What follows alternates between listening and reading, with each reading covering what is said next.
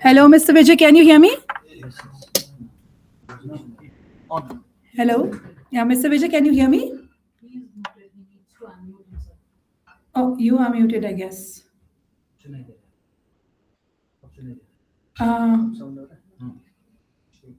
Vijay, you need to unmute yourself. Calls are on. Hi, ma'am, it's clear. Yeah, great. So, Vijay, I just introduced you to the audience, and due to audio clashing, we had to mute you while I was introducing you to them. So, I think it's over to you now, and we're all set to hear from you. Welcome, and you're on board. Thank you. Thanks a lot, ma'am. First of all, sorry for this inconvenience. There's some kind of confusion, and I'll excuse myself because there's some bandwidth issue. So I'll not be able to see show my face basically. So please excuse me for that. Can someone confirm whether I'm clear in terms of my audio is coming in? Am I clear? My voice is coming out there. Perfect. Thank you so much. Thank you so much. Okay. First of all, thank you so much for allowing me to be here. And the title of the program seems very interesting, simple, straightforward, but it's a very serious thing. Why, how, what, where to publish quality research publications. This is a very, very straightforward and important point. And it's my privilege that I'm part of this particular group right now. Right. And before I start basically and introduce myself, I would like to thank the leadership, Dr. Subhas Kaushik sir, the Director General CCRH, and along with sir, I would like to also thank Dr. Sunil sir, Deputy Director General CCRH, as well as and Dr. KC Muralidharan sir. And along with the leaders, I would like to also thank the program coordinators, Dr. Santosh Tamang sir, and also Dr. Harleen Kaur ma'am. Thank you so much for accommodating my request to join this particular session online because of my prefixed appointments. I actually failed to join you in person. It's my loss, not your loss. Right. So let me just start straight away. How does I really help and contribute in clearing off these questions, the pressing questions, why, how, what, where to publish the quality research publications? To start with, I think I've been introduced. I missed out. I'm Vijay Reddy. I'm based out of Hyderabad, working for LC for the past 13 years now, and happy to be associated with CCRH with different areas, right? And this is where exactly I represent. We have so many excuse me, divisions in Elsevier. I'm sure you all as researchers recognize the name, recollect the name, what Elsevier actually does. It's more popular in terms of the journals. It's popular with the name of Scopus, Science Direct, right, and also the digital commerce. These are our portfolio. This is how we serve the researcher community globally. We have 140 plus years of experience in this. So happy to join with you all. So the agenda for the today, as you all know, it's actually been part of the agenda which has been shared with all of you. I'm here to talk about what Scopus can do, okay, and give you the answers to those pressing questions. So this is what my agenda looks like. And please stop me if at all there are any questions because your questions are very important, okay, for me to answer. And if I can't answer, and I'm sure I'll come back to you, okay, within very limited time of a day or two, right? So I'd like to introduce what Scopus is, and there's a lot of buzz around AI part. I'll also share some insights about the AI part as well, and we will see everything and all about Scopus, how is exactly helping the researchers. And if you look at your right hand side of the screen, you see a triangle. Right, that's the user group basically. And in the user group, the larger chunk of that particular triangle actually occupies by the researchers, then the research administration, and then followed by the leaders.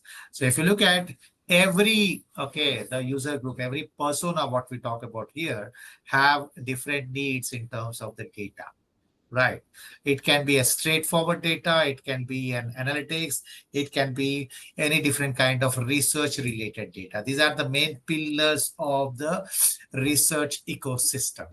Right. So we cater to all the the stakeholders of the research. There are so many other stakeholders which fall out of this particular triangle as well. So today we are going to focus only about this particular triangle.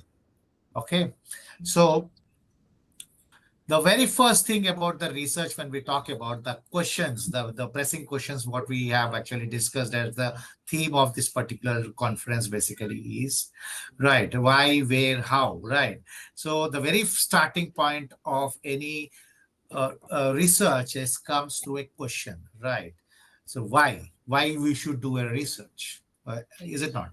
So then framing of a question, then it comes to how do we actually find the right literature, because the says, okay, research says you need to actually progress from one point to the other point or solve certain actually the problems, right? Further, you need to understand what all happened till today or till yesterday so that you can take it forward, right? And the literature review plays a very, very important role there. And when it comes to the medical related literature review, okay, we call it as systematic literature review. This plays a vital role. Am I right? So all of you agrees with this particular thing. And then let us say if you are not doing the right literature review and you find there are certain gaps, so what happens with that? Your entire research will become a big question mark, right? It actually weakens your foundation altogether. So that's the reason, right? So most of the researchers at the global level, they spend at least 20 to 30% of the time. That's a bare minimum I'm talking about. Spend time in doing the literature review. So that's the important part of the research, right? And if we the foundation weaken, the entire researcher also will not go in the right direction, and also there will be a credibility issues as well.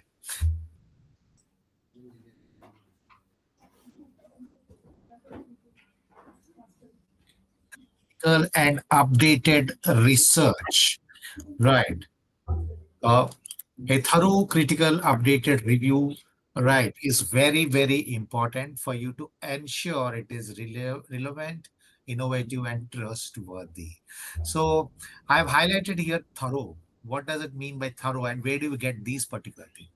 A thorough means it should be the pool of source where you actually do the literature review, where it is the vast, where you'll not be able to miss anything important across the globe, whatever is happening in your research area, right? And it's the most outdated information is what you need to do it. So that's what the literature review, right? And these are the couple of keywords which actually plays very, very important role in your literature review. This is the place where exactly Scopus plays a very, very important role. And why specifically Scopus? Right. So why specifically Scopus? Because it's the world largest database. While we speak now, it's the world's largest peer-reviewed database. And the screen actually, it's a self-explanatory, but I'll help you to understand further. Right. Though the data flows from 7,000 plus publishers from the global platform, which includes your Elsevier and other known publishers as well. And it's not just journal articles it indexes. You will have an opportunity to browse through the conferences and books as well, along with the journal articles. And the size and depth actually it matters a lot. That's the reason the Scopus says it's the world's largest database. Right, so it's a peer-reviewed database when I say that. And you also have the open access items, like different types of open access are there. So there will be a tagging of the particular type of the open access also mentioned over there. So you'll be able to access those articles and as well as the other items as well. Right. All put together, you'll be accessing, once you have an access to scopus.com, you'll be able to access and search, do your literature review, okay, in the 2.6 billion, right, items, right, which includes, right, the citation references as well. Okay. So the other building blocks which actually helps you to navigate Scopus, we'll see these things more in detail. Okay, the building blocks, okay, has the records, which we talk about, the any scholarly type of output. Then we have the author profiles and also the affiliation profiles. So this becomes a very, very important, right, blocks which helps you to navigate easily through the database. Right. So this is a brief introduction about the content and where the Scopus will play an important role. Right. And if you look at why it is relevant to the medical related research, right? Because if you look at the Cochrane guidance, which plays a very important role when it comes to the policy, right? It also emphasizes use the multiple bare minimum at least two, okay, databases to actually to do the thorough literature review. And as well as we can see the Medical Council of India, now it's been renamed as NMC. I have put the screenshot of it. It actually says, right, it recommends certain types of databases, and Scopus is one among them, right, which says it has been approved and it has been a recognized one. And as well as we can see the global bodies like NIH and Wellcome Trust also acknowledge this particular Scopus data for the analysis part when it comes to the medical related research. Right. And why Scopus is most popular among the researchers? Okay, so everything starts with the content, what it actually indexes. That plays a very, very important role. It gives you the trust, it gives you the transparency, right? And the trust and transparency is very, very important when it comes to the research part. And this is the simple infographic which I've actually shared with all the stages, how any content is being selected, right, and how it actually remains in the Scopus database, and it helps the researchers to search and do the literature review confidently. Right. So we have a content selection advisory board, which is an independent board. Basically, they are the researchers like you all, right? The known researchers at the global level of different subjects, right? They form a board. Basically, they form as a group, and they will actually evaluate all the content which is supposed to be in the Scopus, which has to be continuing in the Scopus, which has to be moved out of Scopus as well, based upon the quality issues. So this is how we actually select and retain the content in Scopus. Right.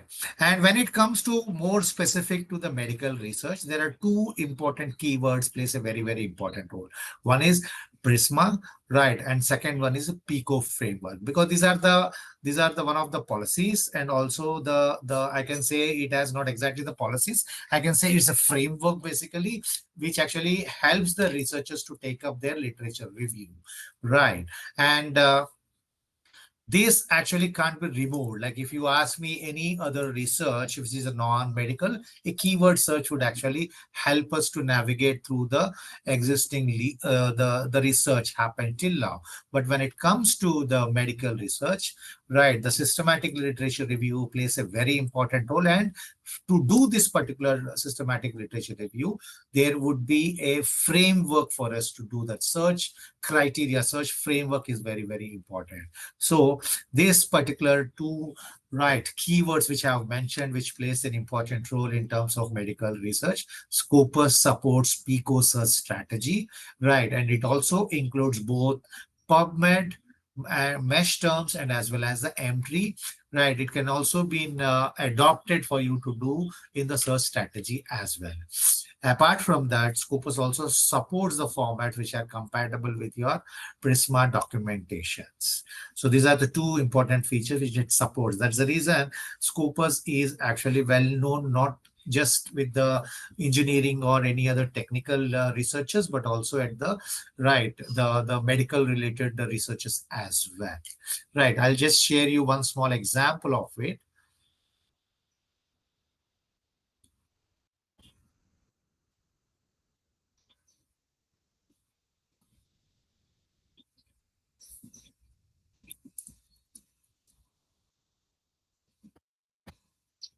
Just let me know if anyone is able to.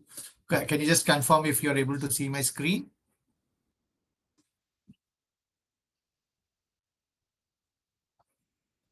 Because this is what do you say, the Google Meet, so it's a little difficult to navigate. Am I? Is my screen visible? Yes, sir. Thank you so much. So I've just told you that the Prisma, okay, documentation it supports. Number two, there are M3 mesh terms are also made available. This is one of the examples I've actually picked up, right? Which is one of the articles published through CCRH itself, right? And if we just can look at the structure of this particular document, the top portion talks about the article title, then where it has been published. Right. If you just click over here on the right hand side, you can see the journal title as well as the quartile where it is actually been published in, where this particular journal has been tagged under. So this particular journal is Q2 journal. Right. Entire data universe of Scopus, right, for the benefit of the researchers, Elsevier has divided in four quartiles: Q1, Q2, Q3, Q4. Q1 is the top 25%, where they are the best set of, what do you say, the journals or resources, I can say. And the Q4 being the, okay, the least impactful journals, we can say, or the resources, we can say. So when it comes to the homeopathy, the journal where this particular article is there, right, it has been tagged under Q2, okay, the quartile. Right, and the rank of the journal, it actually guides you through, right, every aspect of the, right, the research flow, where it can help the researchers to understand, okay, for this particular journal specific to this, it is Q2, and let us say you wanted to actually consider these journals for to publish in, right, and if you can just look at the rank of this journal, it can actually prompt you where, like it says, the 40th rank in term when it comes to the ranking, and out of 112, right, under complementary and alternative medicine. Right, this means there are 39 better journals in the same category. Again, the researcher should actually go through the scope of the journal, whether it fits your, okay, research or not, and then you can take a call. Right, so let's move back to the reason why we came here. Right, this is where you can find the abstract of this particular journal, of this particular article, and then we can find the author keywords. Right, so which where the it's easy for to actually identify or get through this particular article. The keywords plays a very important role.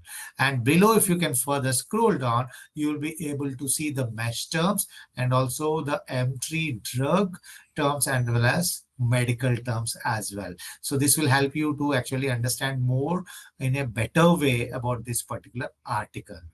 Right. So then, apart from that, the chemical and CAS registry numbers also mentioned. But in this particular case, it's all about the plant extracts. Okay, not more information has been given. This is one of the examples I just wanted to share the structure of this particular article. Right. So otherwise, since we are here, I'd like to share about the impact of this particular journal. So one is we actually touched upon what kind of journal this particular, under which quartile this particular journal is tagged under, right? So we'll be able to see the impact of this particular article as well. This is specific to this particular article. If you can just look at the extreme right hand side of the screen, you can just see the total number of citations received here. right? And then also you can see the overall impact of it. So this is the absolute number of the citations where it has been cited, right, by other researchers, right? And then this is the field weighted citation impact, is the overall impact of this particular article, specific to this particular article. And what is 1.26? Okay. And what is FWCI? This is a normalized matrix. It's very easy to understand, right? 1.26 means the world average is 1. And this particular article's impact is 26% highly cited than the world average. So this is how we need to actually relate, right? So this is one of the good papers, I can say, but it is just published in 2025. So the average number of the years for you to wait and see where your citations will stabilize would be, any answers for this question? How many years you need to wait where we can say the citations have been stabilized? Anyone can answer this question? Anyone wanted to try? It's published in 2025. Sir, We are, audience. Oh, we are in 2026. sir. Yes, ma'am. Sir, audience says 4. 4 years. Good answer. Any better answer? One more answer, please. Sir, sir, 10 years. Okay. Oh my God, 10 years. Okay. So the average is, okay, there's no, I can say the industry standard kind of thing, but in general, the average, it says 2.5 to 3 years. We can say the citations have got stabilized unless until it is a, okay, and what do you say, unique research work where you published 100 years back as well, it now get trends. So the answer is 2.5 to 3 years, not 10 years. Okay, you need not wait for 10 years. Right, it's a good news for you. Okay, let me move back to my original presentation. Okay, I said it supports the PICO, and also I said the mesh terms and also PubMed, right? The M3 terms are also being included here, which facilitates the medical researchers to navigate and do the effective literature review. Then now let us dig down how exactly it supports. Scopert supports the PICO search. So I am just turning the slide right now. This is how the PICO looks like. So let's actually break it down. Right, PICO, P for population, okay, patient, problem, intervention, comparison, outcome. Am I right? Or did I miss anything? I'm not a medical qualified person, okay, but my colleagues have helped me out with this particular explanation. Right. Are you able to get this? So what we have to do is, when it comes to the systematic literature review, this is where exactly most of the biomedical related researchers actually spends a lot and lot of time in framing the PICO search strategy to put their, okay, the search criteria in the PICO framework. Right. And it's very, very much, this is, we can term it as a precision search. Right. So means when you do this, hardly that you will be able to, you should, okay, be in a position where you should use additional filters. Right. Unless until it is a time frame or something else. But otherwise, this is a precision, okay, search, which I can term it as actually. Right. So this is how the PICO explanation looks like. And for every PICO term, actually, I have given you a couple of examples over there. And this is how we can actually frame a string, right? So this is how we can actually frame a string. And I just put this way because it's very simple that my colleague has actually given me, because he's a biomedical okay, qualified person, a PhD holder. It's easy for me to actually share it, but this particular thing takes a bit of time for you to do this particular thing, right? So, but what to say, like research is what We have spent a lot of time in it and get the best out of it. Right. And then comes to how do we use this particular thing? This is how we actually frame it as a particular question, right? And you frame it here so that you can actually, okay, search into this particular database. Let me go back to, I'm sorry for this. Yes. Let me go back and I'll show it to you how it really works. Let me copy paste it. Okay, then I'll go to the scopus. Then I'll go to, let us say, all fields. We'll come back to this. I'll explain you more on this. Then I'll place it here and then I'll search. When I've done my entire, what do you say, the keywords and all, I placed it properly.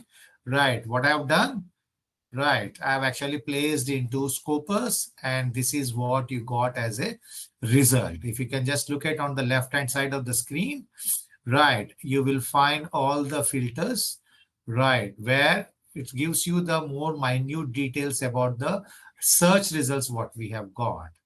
Right, on the middle part of the body of this particular screen, you'll be able to find the total number of documents what you have received related to the criteria what you are actually searching here. Then apart from that, you'll be also able to find out the preprints.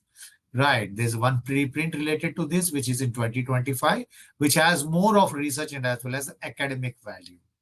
Then the secondary documents, there's no secondary document as such for this. But let us focus on these 225 documents and let us put it in a right format for us to understand more. So then I have actually clicked on this particular link here, analyze search results. And then I got myself at this particular screen. So what is this? Migraine headache disorder, homeopathy, homeopathic remedy, individualized homeopathy, okay, placebo, right, pain reduction and frequency. This is the PICO structure I have included in it. Right, in a similar way, you can actually use this particular scopus for your different, okay, terms, what you are actually doing the research in. Then this is how the research has actually been conducted globally, right? This is how the research been conducted at the global level. This starts from 1994 onwards till 2026 is the documents you're actually looking at right now.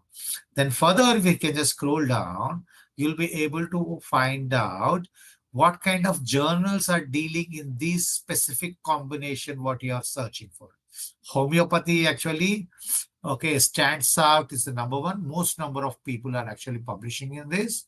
Then other research journals actually follows, right? And this is a stage where, right, the question of where, right, actually gives you the answer. Scopus gives you the answer for this. Where, number one, where do you find the related research? So this is where you can find it out. Again, another where do you actually publish your article? Wherever you're doing the research right now, how do you identify, right, and also where do you actually publish? This is how it actually gives the guidance and also answer to these specific two, okay, questions. Let us look at top two. One is the homeopathy, other one is complementary therapies in medicine. So what I've done is I've right-clicked it here so that I'm not disturbing this particular structure. Let me go to this particular thing. What information I get here? I'm actually looking at the more information about this particular journal, right? How authentic this particular journal is, right? Of course, homeopathy is well known at the global level, but early career researchers, and then let us say there is some kind of journal which the researcher doesn't know or is new to this particular research. It helps them to understand about this particular journal, what he is about to read or refer to, right? So on the middle left-hand side of the section, you're able to see entire information about this particular journal, about that ISSN number, all the information, unique numbers, from what is the period it has been actually covered in Scopus, right? And who is the publisher? Then on the extreme right hand side of the screen, you will be able to find the journal metrics, right? So these are very, very important numbers, okay, which actually answers you why. Why should I consider this journal? Why should I read this journal? Why should I actually consider this for publishing? So all these answers, you'll get it in this particular page. Okay. And these numbers actually will play a very, very important role. Okay. You can't avoid these particular numbers. One is because it helps you to take decisions. One is these numbers talks about the influence of this particular journal level metrics. It shows about how strong these particular journals are. And why I have given you three different metrics over here. Right. Again, the thumb rule says, you need to actually consider at least 2 to 3 available qualitative metrics for you to take a decision. You shouldn't blindly go with one single metrics. That will be unfair. Right. So let me give an example. All of you heard about H index, right? I'm sure.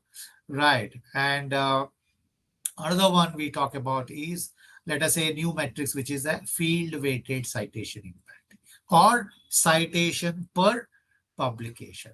So these three different matrices talks about the impact, the quality aspect, right?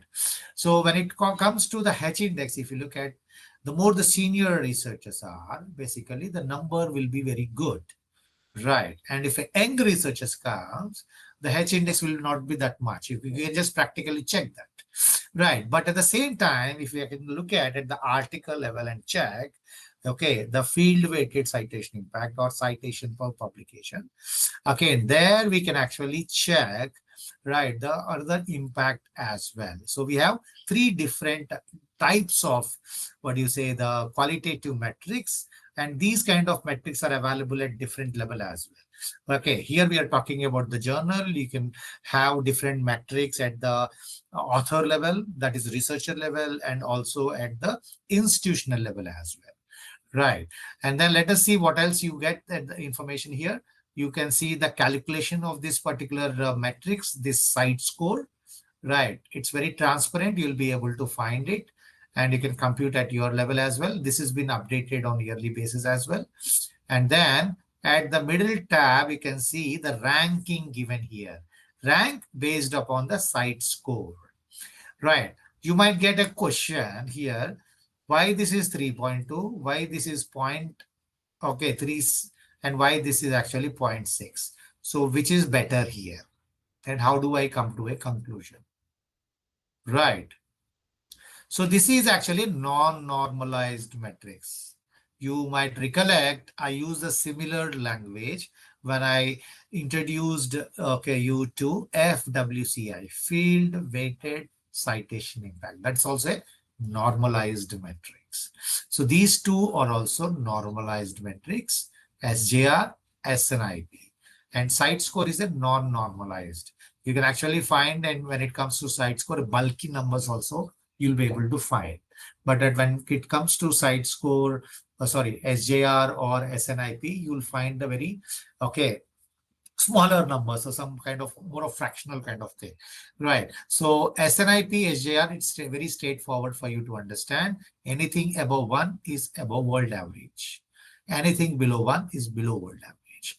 And this particular thing, you need to have a range for you to actually understand and take a call. Means you need to take 3 to 4 different journals, then get these right scores of it, and then you can take a call. So independently, if I can say 3.2 is better, good or no, you need to take the average of that particular topic or the research area, then you can come to a conclusion.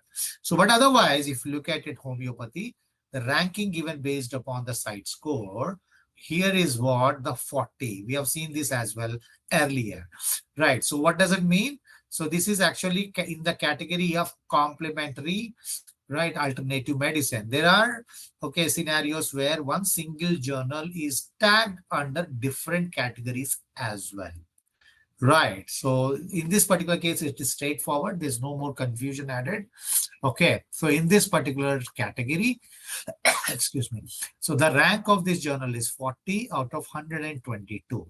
Right. So it's straightforward. We can say based upon the numbers, what we see, 39 better journals are made available for you. But you need to check whether all the 39 journals are meant for your research or not. So how do you actually judge? Based upon the score. Okay, so that's how you can actually take a call and then move forward with your journal publishing processes. Okay, clear? Let's move to the other example. Okay, complementary therapies in medicine. This is the another journal which was number 2 in the search results what we got based upon one of the examples I've taken for the PICO search. So here the number looks more bulky. Right, it is 7.7, 1.0, then 1.39. It is more bulkier than homeopathy. But which is most popular in homeopathy research? Okay, related to that, it's homeopathy, right? Then here we can see the numbers looks a little bulky. If you ask me, this is better journal based upon the number. But I don't know based upon the scope, right? So we can't judge only with this number, but your scope is also very, very important for you. Then again, site score calculation here. Then let us go to this place. See, in this is a classic example, I can say. Complementary therapies in medicine. The homeopathy related research has also been published, but this particular journal is tagged under different categories as well. Advanced specialized nursing, complementary manual theory, complementary alternative medicine. This is the category where most of the homeopathy research falls under. So let us click on this, select it, and then we'll take a call. Okay, so this is very, very important for you. So here in this particular case, the rank of this particular journal is 12 out of 112. Right, so this is how this particular Scopus database and these sections basically guides you as a researcher to read the right and quality articles through the right and quality peer-reviewed journals. Clear? We'll take one question before I move to the other section. Any question till now?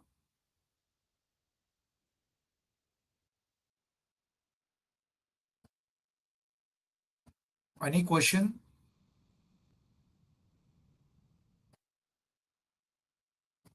Hello. Hello. Yeah, any question till now? We are going to a different section now. Sir, sir, where is IGRH, Indian Journal of Research in Homeopathy? Okay, let me note down this one. That's a good question.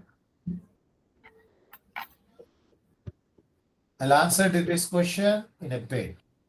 Where does IGRH stands? IGRH. Okay, any more questions? No, sir. Any more question related to the search category, search strategy and all? No questions? Any questions from the audience? Anything related to the search criteria, about the content, No, sir. about the metrics? No questions. Thank you so much. So this is one of the examples I have shared. And this is our other common homeopathy topics what we have. We can actually use it, right? And I've just given for your understanding. So we can actually adopt these, okay, to different, what do you say, the issues as well. Okay, I'm sure you'll be doing it, but to have a flow, I'm actually sharing it more in detail, right? So let's move ahead from here to a different section. So what are the other use cases what we have, okay, when you use a Scopus? The very first thing we have seen, it fully supports your literature review, more authentic, more peer-reviewed, okay, more trusted information is what you get it, right? The use cases in general, what I can just tell you are, right, number one, literature discovery. This is the first and the most important use case why globally researchers are actually using and adopting Scopus database in their research workflows. Then evaluating researcher impact. So doing everything in terms of the research, you all are good at that. And you know what kind of resources are needed for you, and that's your core competency. Okay, but there's the other side of the research as well. That is, you need to understand what kind of impact your research have created, right? It's very important for you, right? This is where again Scopus plays a very, very important role. Okay, one small example I have shown it to you. Okay, at the article level, there is an impact. I have just shown it to you, right? Okay, every qualitative, okay, the metrics actually starts from the article or maybe any scholarly output. That is where the impact starts, and it actually goes up to the organizational level, means up to CCRH level, right? Let us say 100 of your scholarly work tagged under one particular researcher. Let us say a researcher has published 100 scholarly work. It can be a book article, or it can be a what do you say, the journal article, it can be a conference, any type of journal, okay, but scholarly work. So that will be tagged under researcher name, right? Under like that, we have hundreds of researchers under, okay, a unit, okay, and then so many units combined will become CCRH. That's how everything flows in the upward direction. It's not top down, it is bottom up, right? So you are the main source as a researcher. You are creating the most impactful research, and all the impact starts from you as a person, right? So we need to evaluate that, we need to understand that, and this is where exactly the analytics part comes into play, right? So I'll just show you two more into this. And it also helps, the Scopus also helps you in journal selection for publishing, and also as well as the reading, right? So we have seen a couple of examples over here, how Scopus is actually guiding the researchers to identify the right journal to read, okay, as a part of the literature review, and also shortlist for their future publishing as well. Then track the research trends.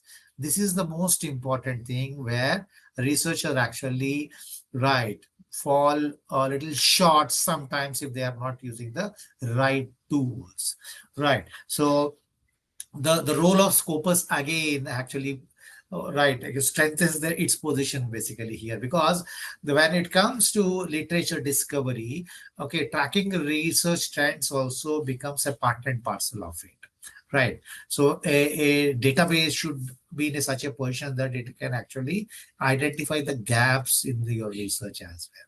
So that's where the Scopus actually efficiently does this and helps you to identify those gaps, right? So we'll see practically how it really translate, right, in real time, okay, answers to this. Then researcher evaluation. So this is the another thing which I've actually told you, right? The researcher evaluation is, right, plays a very important role, right, along with evaluating the research. So let us look at how it really looks. Let me click this particular link and try to take you to one of the researchers, okay, as an example. So this particular researcher, right, is from CCRH. I just taken a random example over here, right? And then you can see here, it will actually help you to understand everything about the researcher. So this is what this actually, it's your space in Scopus database. Who maintains this? Who actually ensures that everything is correct in this? It's you as a researcher. Okay, then how do I log into Scopus and add my documents? It doesn't work like that. So any researcher who actually publishes in at least two, okay, scholarly work in Scopus index sources automatically their research profile will be created. Means their author ID is been given, a unique ID is been given, and their author profile is been created. This is the unique number, okay, for the researcher here, the Divya Taneja, right? She's the researcher over here, and her unique ID in Scopus database is this, right? That's how it works basically.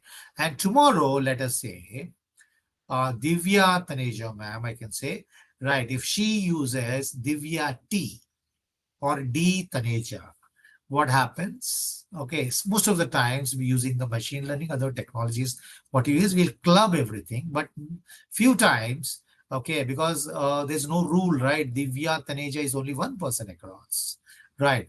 And sometimes she will actually write only CCRH, or sometimes she uses different names as well, right? So here, see how it is actually going here. These are different names, okay, she's been using actually, right? What happens is multiple profiles will get created. So who owns up when this particular researcher had to check and see everything gets tagged under her name, right? And for that, there is one particular tool called as or sale. This is a unique ID, right, which you can create as a 16-digit unique ID. You can create for yourself, and you can tag it to the Scopus database as well, so that whenever you are publishing anything in future, you code the odds it. Most of the publishers are actually accepting it, and we have incorporated in Scopus as well many years back as well. So it helps you to actually keep your data clean. That's very, very important. Having a data is one thing. Clean data, again, it's the luxury, right? You want to be in a luxurious position, you need to ensure your data is clean, right? So this is how you can actually helps you in many ways. Let us say your data is clean, your profile is clean. It will be easy for you to apply for any COEs, apply for any external funding. You can actually showcase to the world, and within the organization, it will be actually helping you to understand what is the ROI of the, what do you say, the research output as well. So there are many, many, many benefits, right? So let us look at what all the data you get in. So here we see there are 38 documents, citations published. Okay, 16 documents. She got 38 citations from 16 documents. H index is total 3. Right. And these are the total 16 documents she has actually published. Right. You can just see against that, you can see the impact means citations as well. Right. Let us actually sort it based upon highest number of citations.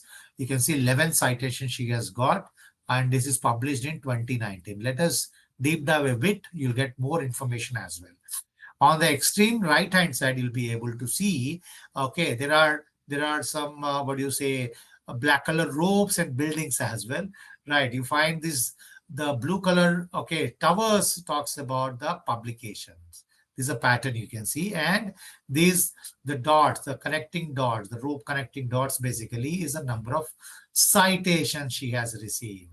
And if you further scroll down, you will be able to see, okay, the position of that particular author.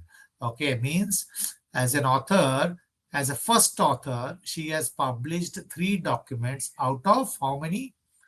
16.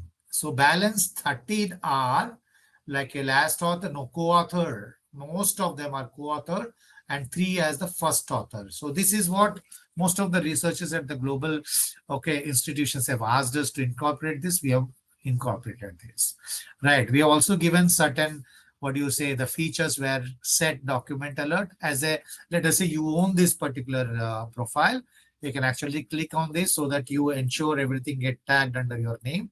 And as a researcher, okay, let us say Divya ma'am is actually doing exactly what you are actually doing. You are basically sharing the same, what do you say, research areas or research topics. You can actually set document alert.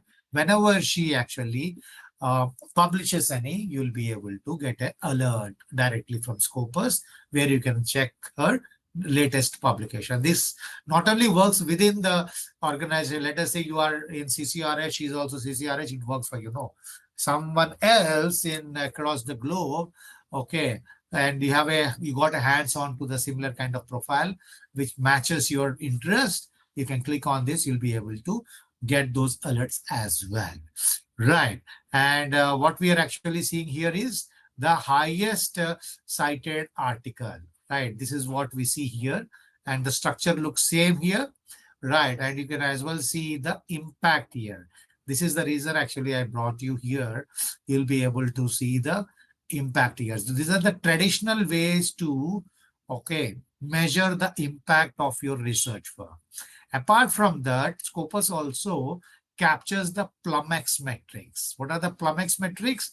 It actually, okay, helps you to understand the impact or the influence of your research beyond your traditional citations. Right. So let us see if this gets more interesting for you. It might give you some kind of clue as well. So she got 11 citations. She got 11 citations. This is specific to that particular article, what we are seeing. And okay, these are from Scopus and the captures. There are readers, 38 readers actually been through, coming from Mendeley as well. Right.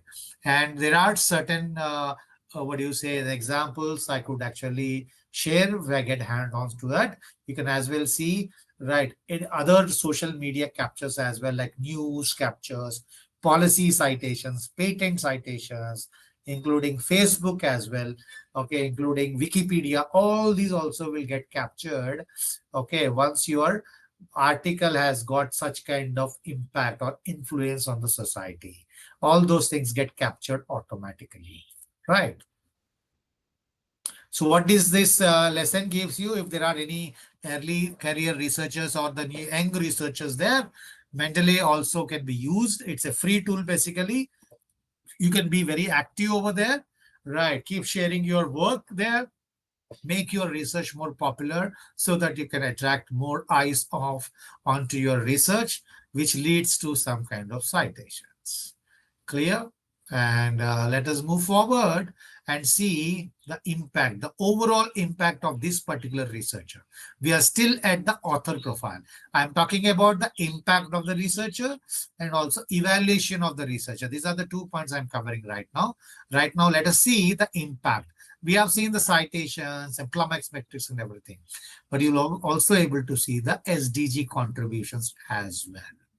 Right. So, ma'am, and I think you all will be mostly under this particular category, goal 3, because you all work, okay, for the good health and well-being of the, okay, the larger society, because this is where you're actually working in, right?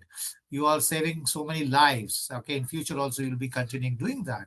So your contribution will be more onto the goal number 3. So this is how you can actually measure the other impact. And these are the numbers very, very important for you whenever you are applying for some kind of funding opportunities as well. Okay. Let's move forward. Where does the citations coming from? You can actually spend some time over here. Let us say repeatedly you are getting some more citation from different sections of the researchers. It will help you to expand your network and also have some kind of collaborations with them as well. Right. So you can as well introduce yourself to them, say you are actually interested in my work, regularly you are citing me, my research work. So why don't we do a collaborative research work? There are numerous examples I can say. People have actually expanded their network and also done collaborative research work internationally as well as with the industries. Right. So this is the section where you can actually understand where all the citations are flowing in, right, to your research work. Right. And you asked me a question about Indian Journal of Research, right? IJR. Am I right? That's the question. Am I right? This is a problem when we join online. Yes, sir. Okay. IGRH. Yeah, yeah. Okay, so this is where the citation is. Then who are the co-authors? You'll be able to find out the co-authors as well. Right. And the co-authors generally, okay, what kind of inputs it gives. So why should I care if X researcher is actually co-authored with Y? Why should you actually bother? Right. That question again, why? Right. So Y is very, very close to researcher, right? Because for everything you'll ask why, right? So it's actually good because that's how we get more and more answers for so many questions. Why and how this is going to help you is, let us say Divya ma'am, who is in working in the same areas you're working, obviously she will be actually collaborating with the people who are working in the similar areas, and you're also working in the same areas. You can actually knock their doors and try to collaborate with them. It's an easy way for you to collaborate. And the topics, this is where she is actually publishing more in. Right. So what we have done basically is, so if you ask me, COVID is a research area, no, that's very, very larger area for a researcher, right? It's like an ocean for you. For us, like a non-researcher in medical specifically, for it, COVID is a very small research area, right? For you, it's a very broader one, right? So that's how what we have done is to benefit the researchers. We have divided all the research areas into subtopics so that it is easy for the researchers to identify the right documents and the right research articles.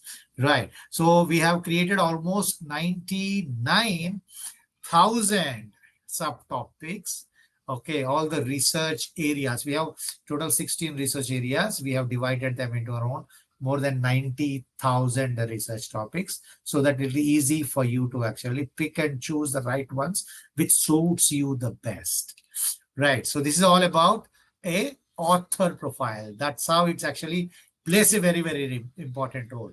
Every impact numbers, every research, qualitative, quantitative numbers, everything start from this particular place. If all the researchers profiles are good, the organization profile is clean, right? You can just take that into consideration. Right. And then I'm talking more about numbers. Let me ask you one straightforward question. So whoever is coordinating, thank you. And I think I'm bothering you a lot. So I have one more question. Let the audience actually answer to that. One is, which is the common number which actually flows across all the qualitative metrics? Which is the common number, common head, which actually flows across all the qualitative metrics in research? Shall I tell you one small example? Okay. Let us say in H index it is there, FWCI it is there. Sir, number of citations. Absolutely perfect. If I was there, I would have given you some or the other memento to you. Thank you so much. Who answered, ma'am? Anyone? Can you name it? Dr. Harleen Kaur. Oh my God, ma'am, please. Ma'am actually is a super senior researcher, and And Dr. she herself is a, I can say, encyclopedia. Okay. Thank you so much, ma'am. I'll Sir, just move on to the next one. Yeah, ma'am. Sir, Dr. Suhana also said same thing. Dr. Suhana, thanks to you as well, ma'am. This is the point where I'm missing my in-person engagement. Okay, I'm missing it. Thank you so much for those answers. Okay, so now we have gone to the Taneja ma'am, and yes. So now when it comes to the India Journal of Research in Homeopathy, this is what the question was, right? And if you look at here on the right-hand side of the screen, this is where you find the metrics. We are in a Q3 journal, right? Let us look at the complete information about our journal. Okay. This is how it looks on the right-hand side. The site score, SJR, SNIP, right. And the other numbers, right. The coverage part, site score trends, We are also in complementary and alternative medicine. Okay. And this is where we are in. And Scopus content coverage. This is the another most important tab for the researchers. Right. So we are actually see hear a lot about the predatory journals, right? And when you are early career researcher, or when you are very new to the research field, okay, you might have heard a lot about it. Most of your guides or seniors might have cautioned you about, okay, don't get into predatory journals part. What exactly is the predatory journals? So in Scopus, we have a definition basically. I can't say it is a generic definition, but what we call it as a predatory in Scopus database, right? For example, here, I'll put it in a very raw way. This particular journal, our own journal, right? 2019, 32 documents, 2020, 35, 2021, 30 documents. So what you see here, there's a pattern, there's consistency in terms of number of papers. There's no high, okay, fluctuations like our heartbeat, like graph doesn't go extremely high and let it come down suddenly dropping. It doesn't happen that way, right? So consistently they are maintaining certain average over here. Let us say I give another journal, just an imaginary journal, I can say. I don't want to name any journal here right now. Right, let us say in 2019, they have published 32, 2020, 35, 2021, 450, 2022, 5,000 journals. Right, and it keeps on increasing. Right, so apart from these numbers, site scores, okay, the ranks, and as well as Scopus content coverage is also very, very important. Okay, for you as in a homeopathy, you don't have that much risk, I can say. Okay, because yourself is a very, okay, the niche area, and it's actually a focused area, I can say. Right.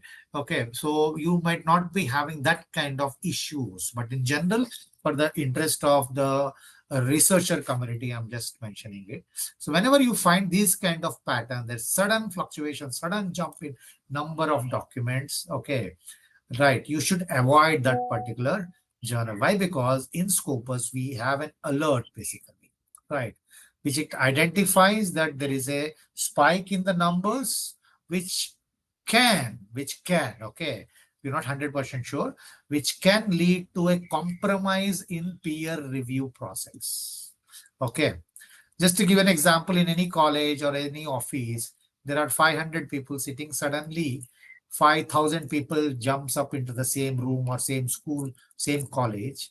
It's hardly, okay, manageable basically, because there should be some kind of compromise there. So we also feel that way. There are sudden spike jump in the numbers. Yeah, I'm telling you very crude way, right, where you can identify that there will be a compromise in the peer review process, and we flag it for the re-evaluation. If they come out successfully, we'll continue that particular journal in Scopus, or else it will be removed. If the breach in this particular the peer review process in the highest degree, their backward flow publications and forward flow obviously will go, backward flow also will be going down. So we'll identify the years. Let us say from 2021, this particular pattern started and he continued and survived up to 22 or 23, right? Then the backward flow means 22, 23, 21 also will be removed, and other 2019 and 2020 will actually remain intact. So that's how we actually take up the regular, okay, surveillance in our own systems to ensure the quality journals are being given and indexed in the Scopus database. Okay, am I clear here? The very lengthy explanation over here. Right, let me come back. We went up to the researcher evaluation. Collaboration mapping, I have already told you. Scopus database, actually, the virtue of it, okay, the design of the database where lots and lots of content is being given, right? You'll be not only using it for the literature discovery or researcher evaluation, you'll be able to understand who is collaborating with whom, what are the best practices, which are the top institutions in the homeopathy, high impactful, what do you say, research has come out. You can actually see how they are actually collaborating. You'll be able to do that particular thing. Then the other most important thing comes is organizational view. Please note a point. Please note a point. When it comes to the organizational view, it is all about the group, okay, number of researchers make up the organization. So what is the definition of CCRH? In a database language. In a database language, it's a collection of 200, 300 researchers, example I'm telling you, spread across different units under CCRH. Am I right? So that's the definition it is. So all the data from different research units, researchers will flow to CCRH as a bigger umbrella. That's how in a databases, the research and the research numbers flows into it. So this is one of the, okay, author profile is what we call it as. Again, there is a unique ID over here. Excuse me. Right. So this is the unique ID. So when we can say this particular CCRH profile, author profile is clean, when all the researchers profile are clean, they tagged and mentioned the name of CCRH properly or their respective units properly. And there is a structure here. There's no structure, but generally that has been recommended. You have all the child which are falling under CCRH coming in this, and they all become CCRH over here. All the numbers coming here. Okay, so that's how it becomes the correct, clean data. And why this particular thing is important for you, you can actually, based upon your subject here, you'll be able to understand what is the impact of CCRH. Or if there is a structure unit-wise, what is the impact of this particular research happening in those units, you'll be able to identify. Right, so there's so much things you can do when you have the raw data in place. Okay, structured data in place rather. Right, but otherwise you can just see here the total number of documents are 118, and I'm 100% sure this is not the right or complete data. But I picked up one of the affiliation profiles of CCRH over here. So 100 and total number of documents comes in here, and then number of authors. See here you can see set document alert. Let us say there is another agency or a research unit under CCRH which does a lot of research exactly where your interest lies. You can set document alert again. It helps you with that information. And where all the information, where all the research is actually been coming in from, of course, quite obvious, from medicine, right? And also pharmacology, toxicology. This is where, and the chemistry. We can just say these three are the top three, right? And these are based upon the tagging of those journals. You'll be able to find in engineering and all. You can ignore it, but mostly we are in the medicine, pharmacology, and chemistry. But mostly medicine is where our contributions are in. Then collaborators. Who are the top collaborators? These are the top collaborators. Mostly these would be your child units, right? Or your counterparts, I can say.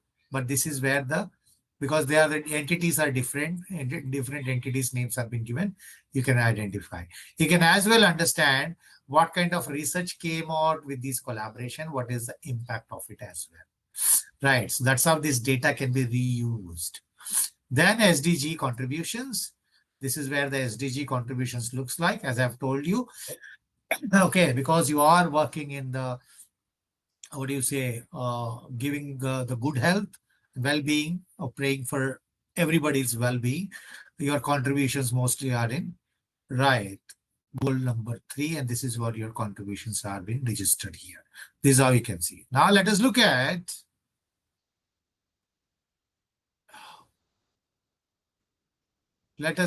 the medicine,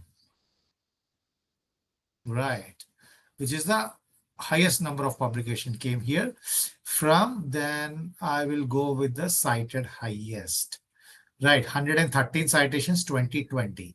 I'll just show it to you one small example over here, and then I'll quickly move out of it. See, the field weighted citation impact of this particular article is 7.30, 7 times the world average. Again, published in Homoeopathy. Let us see the index terms over here and then impact. Right. I'll just show it to you here. If this is the right example I'm picking up right now.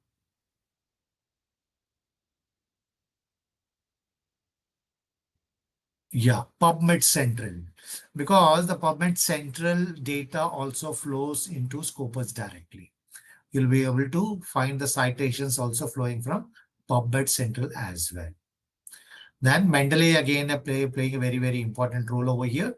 You can as well do it because you being the researcher, you can be, okay, we can actually promote your research. We are in the Mendeley right now. You can promote your research work as well in this particular, okay, platform, which we can call it as a social media for the researchers alone. Okay, then let's move ahead quickly and understand the analysis at the organizational level. So this is how the documents are flowing 2010 onwards till 2026. This is how the flow of the research papers. This is not the complete data, but I'm just giving you the structure over here. And where all the most of our publications went into from the CCRH is in Indian Journal of Research in Homeopathy, our own journal. Second place occupied by Homeopathy, and then others follow. International Journal of High Dilution Research. Right, so this is how you can actually see, and you can find out other journals as well. And then you can see who are the top researchers. A. Khurana. Okay. Anil Kumar Khurana. Right, sir is the top researchers, I can say, with 94 documents, 14 H index, and 613 citations cited in 469 documents. Okay, so that's how you can actually see other researchers as well. Kaushik sir as well. We'll just spend 1 minute time, not more than that. Right, so H index 6 documents, 304 citations. Clear?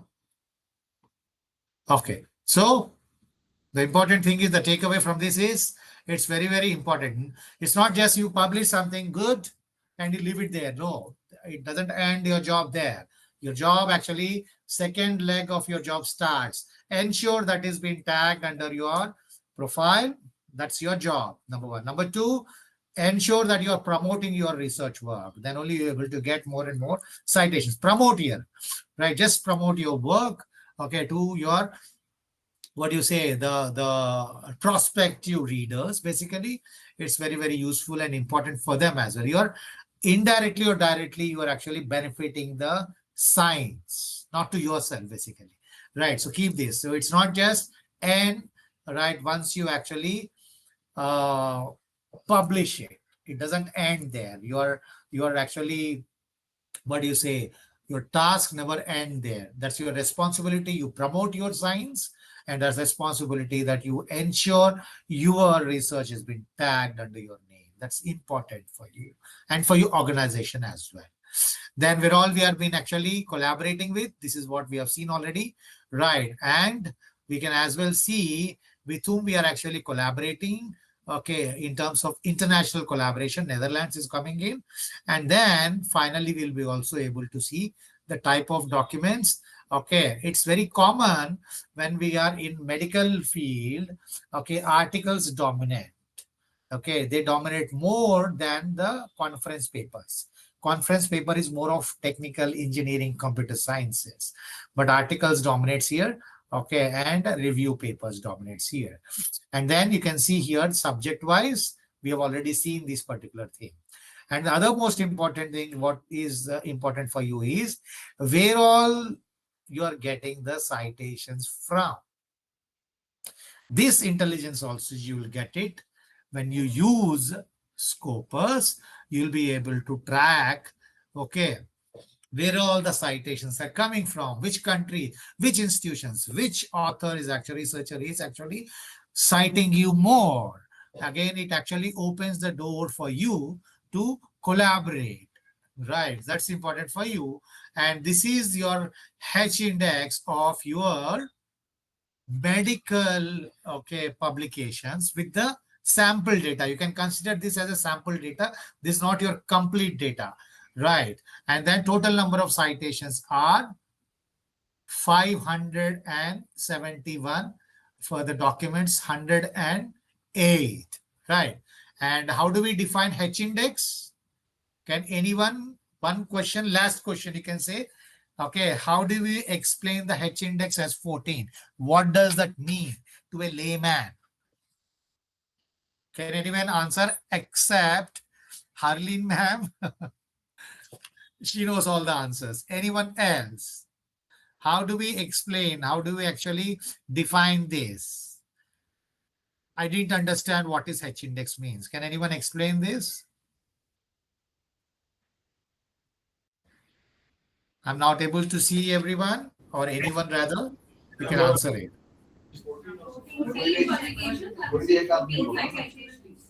So, Okay. yes, sir. Yeah, or camera Yeah. also, it's very interactive and we have to wrap up also. Can you Sir. can you just help me with that, ma'am? Answer. H index means the H number of publications with minimum H number of citations. Here, Okay, that's a formula. But in this case, how do you 14 define it? 14 publications and each have minimum at least 14 citations. Perfect, perfect. Thank you so much for that answer. Okay, that's a perfect answer. Thank you so much once again for the active participation. Okay, let's move forward now. So what we have seen, organizational view, then institutional research output and impact. And we can do a lot of things through this. So this is a simple, we'll go fast. We will actually go it little fast here. So where all the scopers actually plays an important role, it plays an important role, right, in at the researcher level for the literature review, publishing, discovery, citation, tracking, and also finding collaboration. We have seen the proofs here. Then academic leaders, strategic decision based upon the scopus data and metrics. Every data what you have seen, you can reuse it, okay, and you can use it for your strategic decisions. Which department is doing good, which section of the publications are doing great. All these things you can actually do it and evaluate it. You can actually calculate at the leadership level I'm talking about. You can identify the ROI of your funding as well. Okay, then the students, librarians, research services. So they all are actually benefiting through the Scopus data. Then secondary audience, these are the primary audience. On the right hand side, you can see the secondary audience for the editors, journal editors, right? Then assessment organization, funding bodies, and other government nodal agencies also, they use the Scopus data to understand again the performance of the researchers or the journal, right? And all the reviews, whenever okay, any Elsevier journals reviewers, we give the Scopus data to them so that they can actually verify and understand the impact of those articles as well. So in a nutshell, okay, to put it in a one single screen, and the numbers looks like we have indexed close to 30,000 journals in Scopus, right? And then dated back, the citations dates back to 1970. Then we have conferences, 176, books, okay, then open access resources, and also preprints. This makes a very, very important academic and research value for the end user. Right. So this is the breakup we give. Physical, health sciences and allied, I can say 8,219 plus life sciences, 5,767 are the two important for you. This particular audience are important for you. So this is the number of the journals we are actually, okay, indexed in Scopus, right? And then other important, okay, endorsement, I can say, the Scopus is clearly named, okay, in the systematic review guidebook, where be considered, okay, for the systematic review for any biomedical related research activity. Right. All these things are, you'll be able to get it online. You can just go through it. It's very important.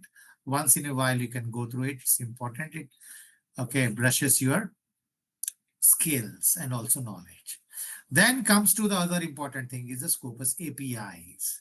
Okay, why I every time whenever anyone asks about Scopus, I come to this particular point. I'll spend at least 1 minute because it actually minimizes the labor of at the organizational level to analyze, report, and understand about the institutional impact or the unit wise for the CCRH units, unit wise as well.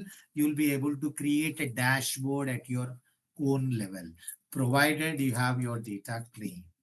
Right. So it actually automates everything like the way our websites works. Once you actually pull the data, link it with your websites because it talks. The Scopus have a capability to talk to different, what do you say, the systems, basically programs. Okay, it'll help you to actually uh, regularly follow, and the dashboards you can create of your interest the way you wanted to. Okay, look at the data. You can just do that particular thing using Scopus APIs. Now comes to the most right talked and most buzzing topic is AI. Right. So having the experience here, we'll quickly move. By the way, how much time do I have, ma'am?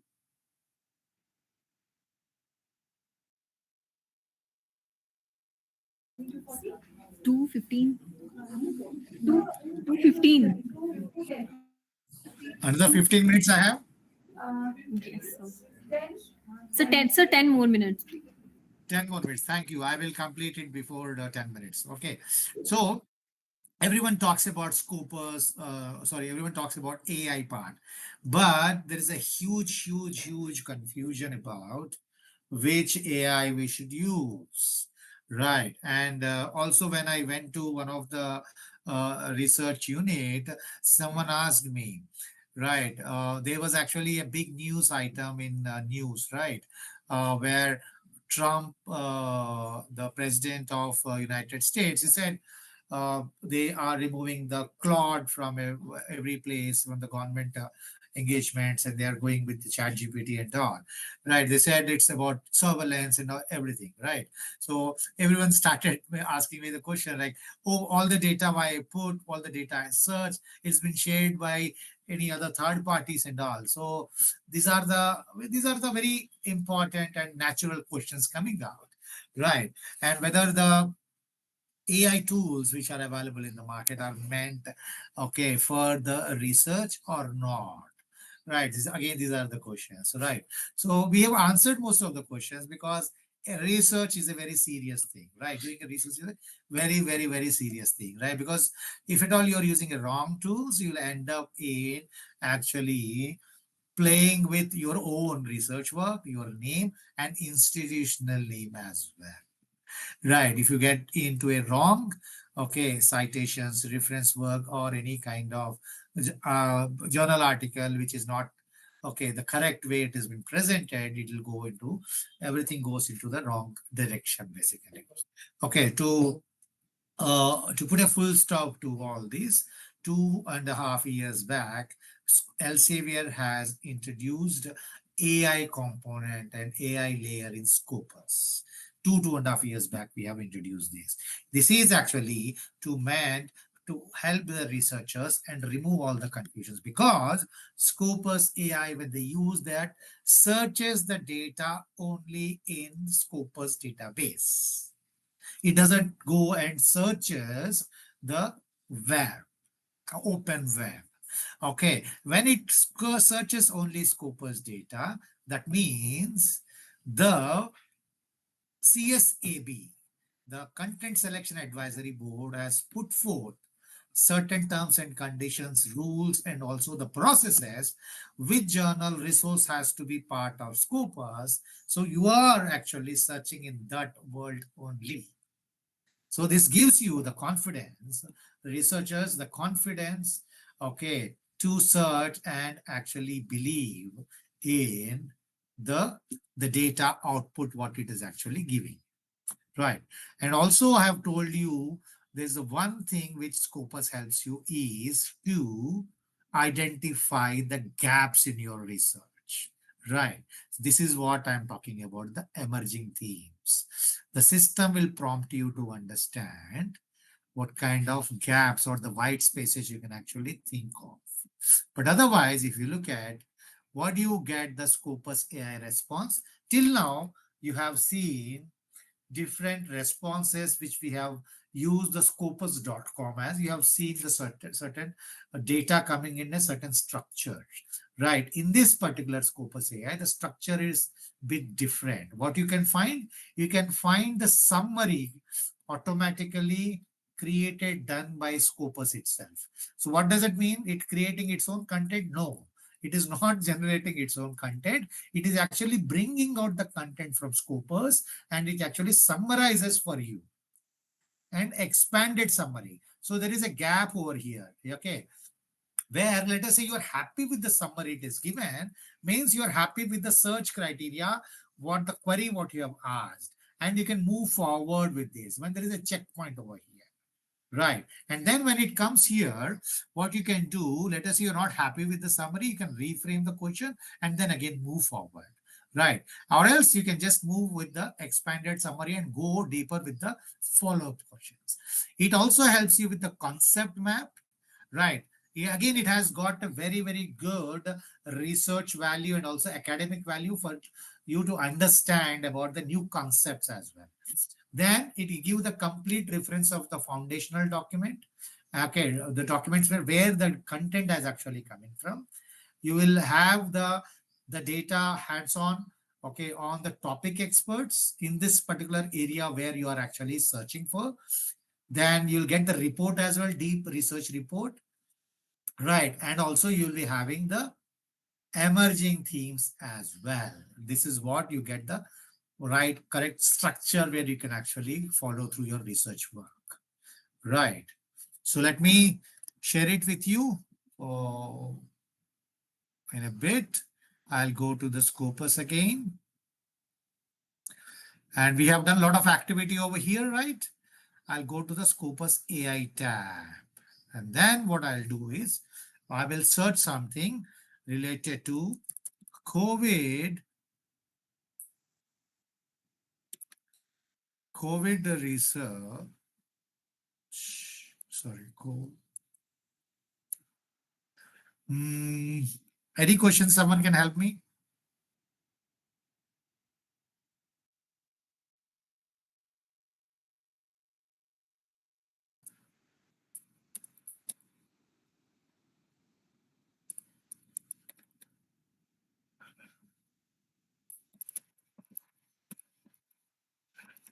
I'll just put a random question.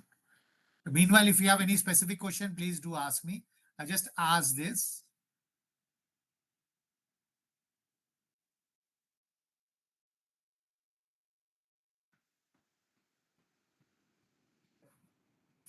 So what it is doing right now, we can same thing we can do using scopus.com. We have done the Pico search. Similarly, you can do in Scopus as well. But in this as well, you can actually ask the direct question like the way humans talk to each other. Right. So here what it talks about. So every statement it passes, it gives a complete references here. Right. And all the 10 references, the foundational documents as well. Right. And the key findings. Right. Preventive role, symptom management, limitation and challenges it goes. So every number it has given here, there is an original article over here. Then it gives you the conclusion as well. If you are happy with these answers, you can continue or else you can rephrase the question. You can go with the expanded summary. Then the concept map, how the research has been structured over here. Right. Then you can download this as well. And then the topic experts in this.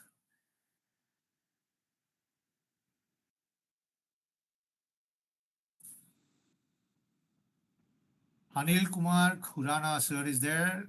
Nayak Devdatta. Right. These are the names which I have seen in CCRH profile also. These researchers' names are being clearly mentioned over here. Then comes to the emerging themes. This is the game changer when it talks about the AI tools.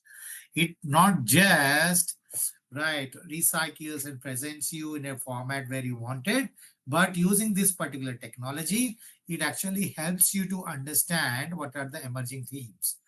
So let me just tell you, okay, here every article we given here, the main head, it is given here the rising theme, consistent theme, again consistent theme. So what does it mean? This classifies the results into different sections. Like consistent theme means more and more people are already working in this. Let us say if you are again doing in the same way, right, it actually gives you a prompt. And here rising theme means it is actually taken a traction right now. Okay, few people are working. This is not the number of people where it is working under these areas. Okay, and there is another section, unfortunately it doesn't have here. It actually gives a tag with the novel theme, means very few people are started working in this area. Okay, it all depends upon the search which you have done. It actually, the question what you have asked, based upon that, it will actually give you the answers. So how it prompts you, okay, with the emerging themes as well, where more and more researchers are actually getting benefited of them. And the system by default, it actually gives you some, okay, it prompts you with certain questions. Basically, if you're not happy with this, it's irrelevant for you. You can frame your own follow-up questions here and then ask it, and you can take it forward. So this is how Scopus AI is actually playing a very, very important role in speeding up the literature review and also making the researchers to understand the new concepts. Right. So let me move forward. And apart from this, we have actually brought in a new researcher grade, okay, work environment, secure work environment we have brought in, right, which actually talks about, gives you access to the high quality data. Of course, transparency, trust and transparency is already there because that has been proven in Scopus itself from over the years basically. And then it also gives you the high privacy and security standards, right? Same principles what we have used in Scopus, we have also incorporated in LeapSpace. And why I'm actually talking about this new thing, because we have CCRH and all the other labs have, what I presume, through ONOS, you have all the content already flowing into your labs, right? Thanks to the ONOS, it is giving you the content as well, right? So with that, with the combination of Scopus AI and LeapSpace, you can do a lot, okay, at this kind of platforms, which helps you to find collaborators, identify the new funding opportunities. You can compare the papers, right? Okay, the dashboard itself enables the researchers where you can actually compare different papers. You can learn the new topics, and you can actually explore more complex questions. The features what is being given in Scopus AI, more improved feature also given in LeapSpace as well. There are more and more adoptions actually happening these days because every researcher and research institution wants a very secure, okay, and trustworthy AI platform we have brought in for this, okay, for the benefit of the researchers and the organizations. And then researchers are giving a mandate saying that this is the authorized AI platform all the researchers should use, not the generic AI tools which are available in the market, which might not be for the researchers. It is a general purpose AI tools. Okay, and lot of what do you say, the features and tools I have actually been sharing today. Thanks for the patience and kind of questions and okay involvement from your side. Okay, for you to grasp all this, Elsevier has certain platforms called as Elsevier Researcher Academy. It's a free tool. You can as well okay navigate it, Google it, and check it. Okay, Elsevier Researcher Academy, which is helping the researcher from very basics, okay, and helping them to sharpen their skills whenever you have time during the weekends or during your off days, you can just spend some time over here. There are so much of interesting content available here to train you. Okay. And we, as an Elsevier, we have our own set of team who does lots of workshops and help you to navigate these tools. And we work closely with you to ensure that you are making the most of these particular tools and using the best practices. We bring that global best practices, okay, onto your table and enable you to do the great research, okay, and making this world, okay, very happy and healthy for the human beings. So I leave this session with this particular quote. Thank you so much. If there are any questions, I'll take one questions. If there are no questions, please do let me know.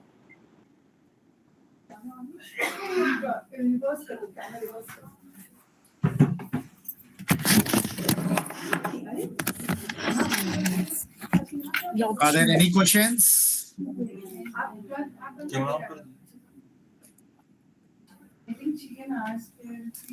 you have any questions, no?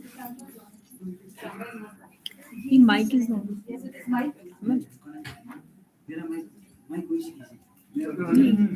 That move.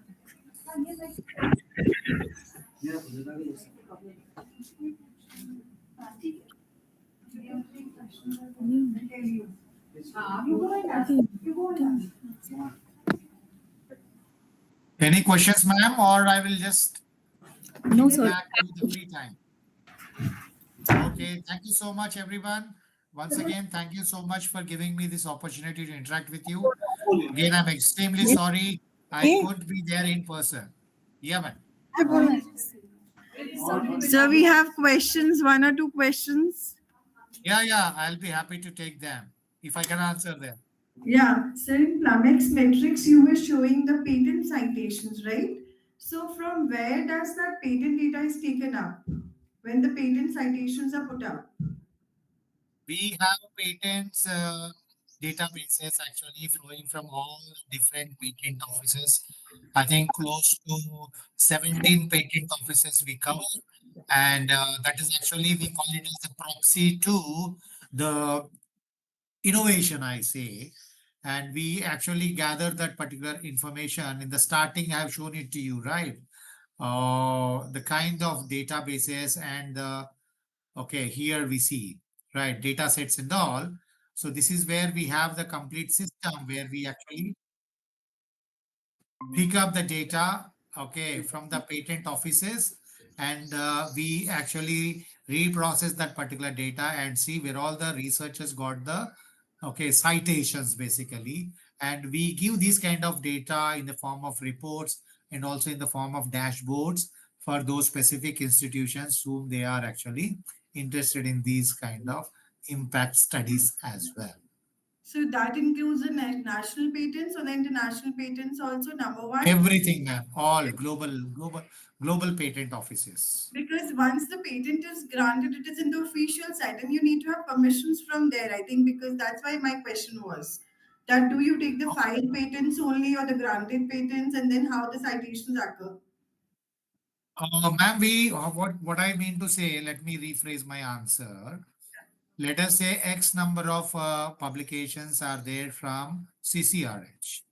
These X number of publications have got, say, Y number of citations, plus there are citations flowing in from different global patents, means different patents being filed globally, need not be CCRH patents, but any other patents globally.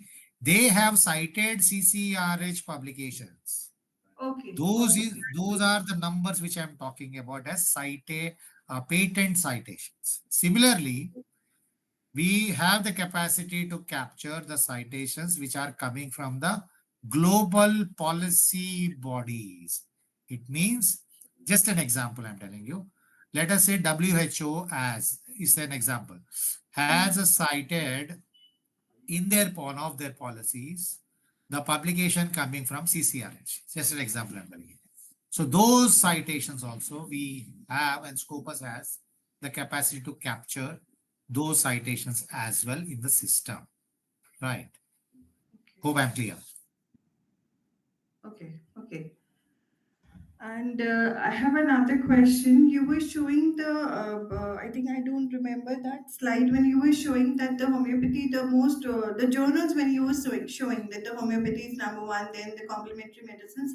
But is Scopus not covering the other journals like Journal of Physical Chemistry or ACS Omega? Because I could not see that in the list when you were showing. Ma'am, that time we have actually searching one simple set of search. Right. That doesn't mean that we are not covering that. So We are you just searching the result of this. In this, okay, what do you say? The string, those particular journals are being dominating. Okay. So that doesn't mean that we are not covering those, but what is the no, name that's of the sorry, sir, name of the sorry. journals you said, ma'am? No, it was an institutional which you were showing. I remember now when you were showing the CCRH publications per se as an Okay. institutional. In that, one of the slides was showing homeopathy, then complementary medicine, and the listings was following. So that was an I don't know what keyword you typed, but it was an institutional publications showing in the journals, and the journals listing was not showing the other journals. So my question is that it should show, right? The other journals of ACS Omega and physical chemistry. Just hold on, ma'am. नहीं, वो institutional का ही था जब Just hold on. I'll just clarify it. Here, I've just taken the medicine part. Okay. I've just taken the medicine in CCRH. Okay. So your screen is not shared. Oh my God. I'm so sorry about that.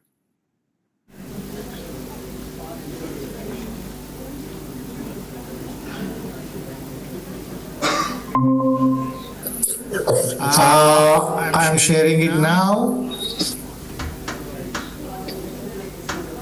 Is it clear? Yes, so we can see that. Oh, I was here. Okay, so I have selected in CCRH the Yes. sample data, under that only medicine. Right. Under that, on which kind of journals we have actually published is what I have picked up. Okay. Then your question is, what is the journal name you said, ma'am? So like ACS Omega has ACS Omega, Journal of Physical Chemistry. We have a couple of journals which are covered in ACS Omega, which is Scopus Index. So just wanted to inquire, and we have published also articles, so that list should come here. ACS? Omega. ACS Omega. It's already there in Scopus. This is one of the reputed journals. We have it in Yes. it. Okay, we have in it. Let us look at other set of sample.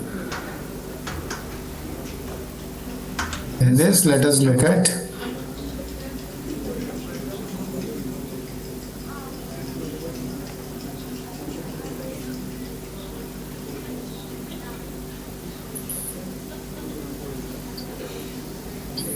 Omega is there actually. Is there? Okay, sir, that's okay. I just wanted to know because I could not see that in the listed list. That's why I just wanted to confirm. Yeah, it is there. Including that. Thank you. Any more questions, ma'am? Thank you so much for those questions. Any more questions? No, sir. Okay, thank you everyone. Have a great time ahead there. Yes, Vijay, so this has been a very enlightening session, and we thank you for making yourself available online. We do understand that you had a lot of commitments before committing, and you took a couple of days, but then thank you for accommodating us in your online schedule. And next time, I think we'll have this kind of a session in a physical mode with you. So, yeah, thanks, Vijay, for your time. And I'm missing it, ma'am. I should have been there. Of course. Okay, in person, but I should thank you all, Yeah. all the organizers. You especially should be missing the Sikkim duty also. We were calling you in Okay, the thanks a lot. beautiful, yeah. Right then, okay, yeah. Thank you, ma'am. Thank you so much. Thank you. Thank you so much. Thanks.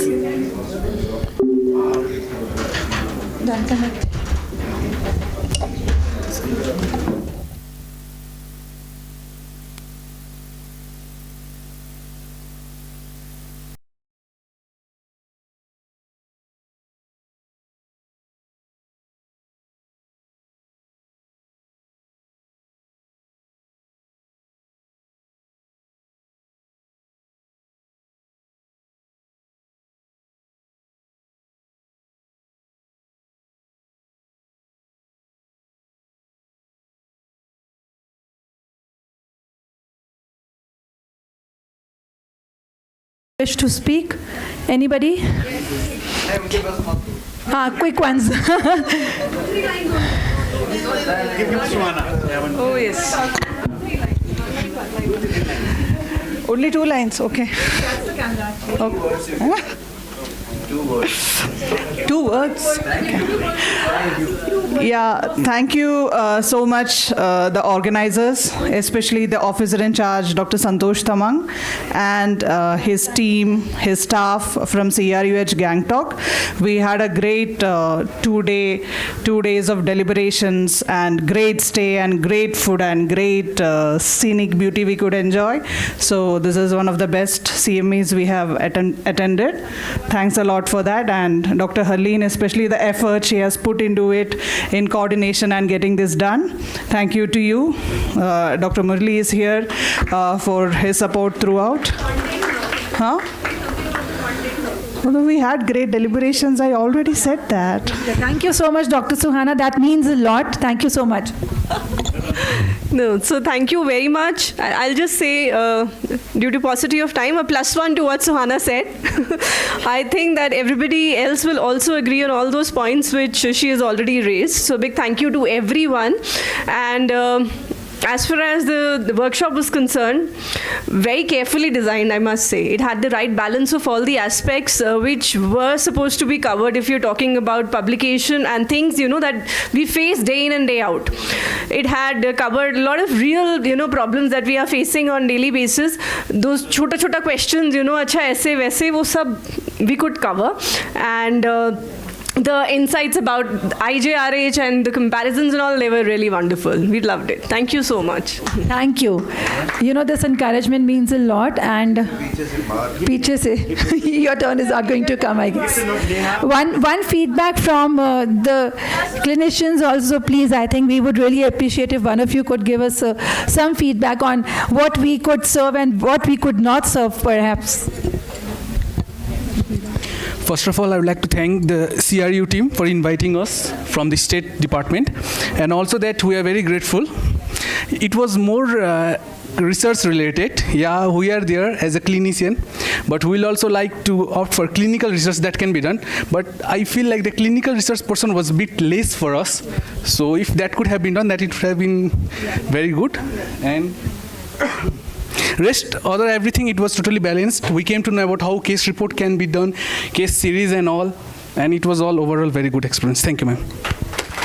And we do take it as a very constructive feedback, and next time I think we can have a CME mostly focusing on clinicians and not on researchers, since it was quite a mix that we had, so this was more research centric. And one, we want to hear from Nia. Where's the Nia team? Not there? Oh God, I thought maybe I'm exposing them of not being there. So quickly from Neha, and then I think we can proceed for the valedictory. Who's speaking? Dr. Dipti Devan, is it? CME was very good, and congratulate Dr. Haleen and Dr. Tamang for your efforts, and it was really interactive session. Thank you. People would say Dr. Deepthi is biased because her heart still lies in CCRH. So if she is saying something about CCRH, so I think could be a biased statement, but then we'll normalize your statement, don't worry. Right, so how do we proceed with the certificate distribution and then the group photograph? Or? Oh, your time starts now. So I second what Dr. Suhana and Dr. Anupriya said, but yes, I would like to mention that Dr. Tamang and Dr. Harleen resonate very well because they can turn every impossible task possible. So I think your resonant frequency is going too well, which made the CME successful. Thank you. No, but then I think full marks to Dr. Santosh Tamang for bearing with my tantrums here and there. So thank you for bearing with me. And I request Dr. Muralidharan sir now to please proceed to the stage for distribution of certificates, and also Natasha Das ma'am. Ma'am, we are going to distribute the delegate certificates. So if you can join on the stage, please. And you can keep calling out the names quickly. So, ma'am, please. Yeah. The first I'm calling from the Sikkim state doctors. The first one is the Dr. Nilima Thatal.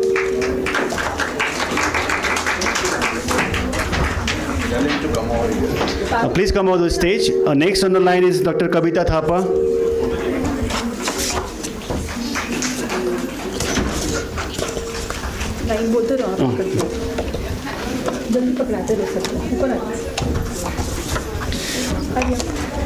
Next, Dr. Manisha Kumari. Let them all line up.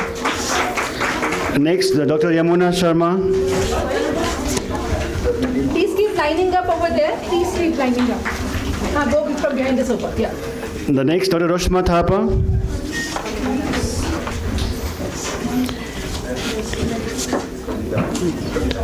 Next, Dr. Milan Pradhan and Dr. Pramila Preti. Dr. Dikila Bhutia.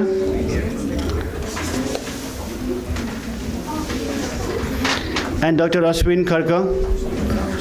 He is our son of our pharmacist, come peon in our unit.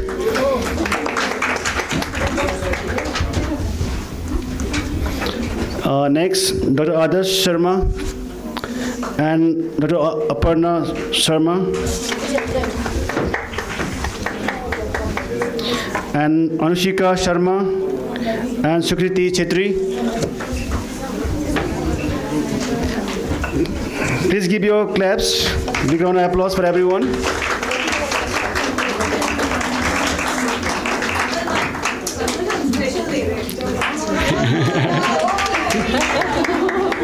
I think we should be joining you here. एक photo तो साथ में बनती है एक photo तो बनती है ये Next. wait join them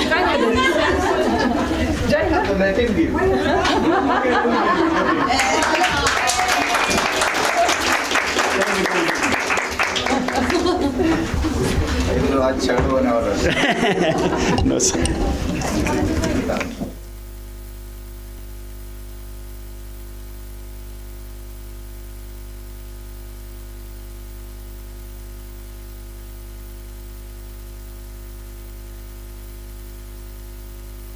He is the son of our peon and pharmacist of the unit. Thank you so much.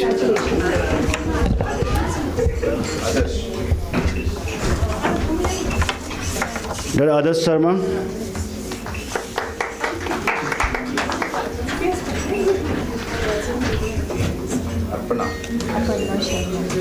Dr. Aparna Sharma.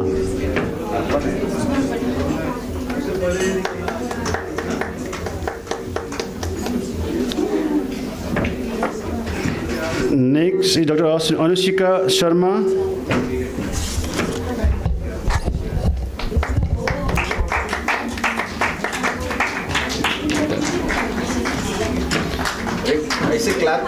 Next, Sukriti Sharma.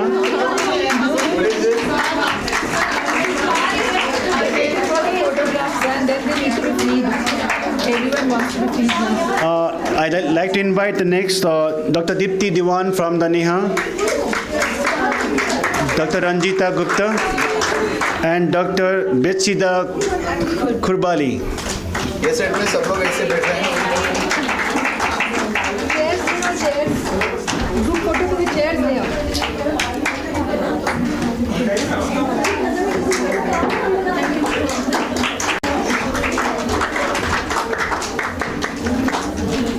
the Ranjita Gupta. She is basically from the Sikkim only.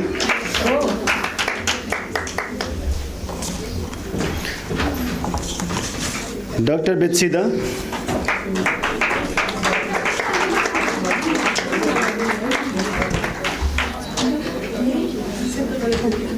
And now the Dr. Natasha Das, our speaker of the today.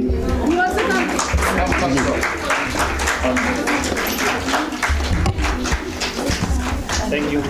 Next is for Dr. Harleen Kaur.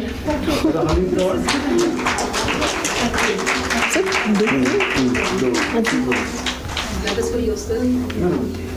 Dr. Santosh.